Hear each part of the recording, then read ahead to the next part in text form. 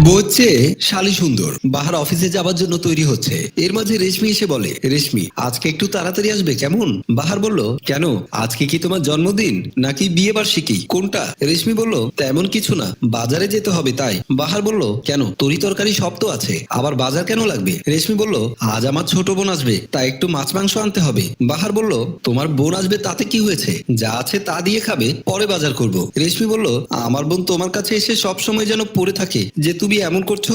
বাহার বলল, ঠিক আছে তাড়াতাড়ি আসবো বলেই বাহার চলে যায়। দুপুরবেলা বাহার রেশমিকে ফোন দেয়। বাহার বলল, হ্যালো রেশমি, তোমার বোন এসেছে? রেশমি বলল, না জেসি তো এখনো আসেনি। বাহার বলল, তাহলে আমি কি চলে আসবো নাকি পরে আসবো? রেশমি বলল, তুমি আরেকটু পর করে চলে আসবে আর কি। বাহার বলল, ঠিক আছে তাহলে রাখছি।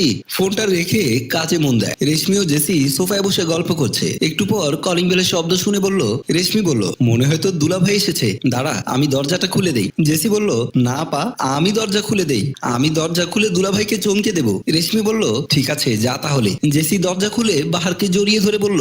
জেসি বলল, এই আমি আপনার ছোট গিন্নি। বাহার বলল, তুমি আমার শালিকা, তুমি তো অনেক বড় হয়ে গেছো। জেসি বলল, দুলাভাই সারা জীবন কি ছোট থেকে যাব নাকি? দুলাভাই তুমি আপুর পাশে বসো, আমি তোমার জন্য চা করে নিয়ে আসি। বাহার বলল, এখন থেকে আর তোমার আপুর পাশে বসবো না, তোমার পাশে বসবো। জেসি বলল, ঠিক আছে তাই বসবে। জেসি রান্নাঘরে যায়। বাহার রেশমির পাশে গিয়ে বসে।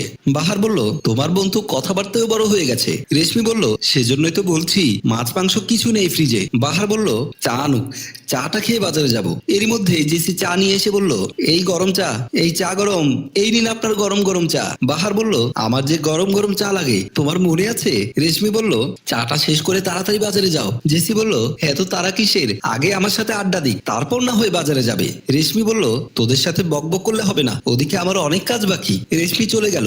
জেসি ও বাহার বসে নানা রকমের অঙ্গভঙ্গি করে কথা বলছে। বাহার রাতে ঘুমানোর জন্য বিছানায় এসে কম্বলের নিচে শুয়ে পড়ে। বিছানায় শুয়ে আছে জেসি।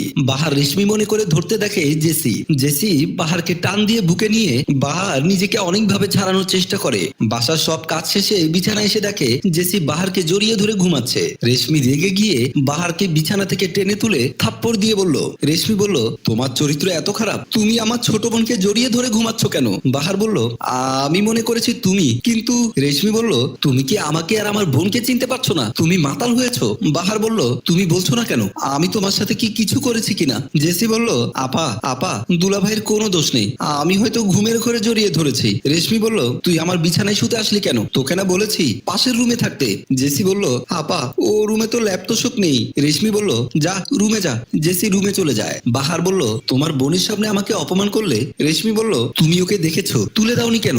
বাহার বলল, জেসি আমাকে যেভাবে জড়িয়ে ধরেছে আমি ছাড়ানোর অনেক চেষ্টা করেছি।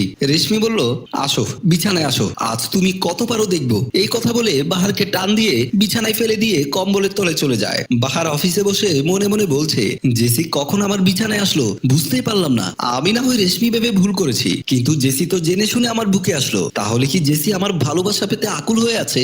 বাহার বলল, এইসব আমি কি ভাবছি। সময় তো দর্শক, আমাদের এই গল্পটি যদি আপনাদের ভালো লেগে থাকে তাহলে লাইক কমেন্ট শেয়ার করে অন্যকে দেখার সুযোগ করে দিন। ধন্যবাদ। গল্পটি রচনা ও পরিচালনায় আয়ুব মাহমুদ টেম্পু, প্রযোজনায় FA নয়ন চৌধুরী।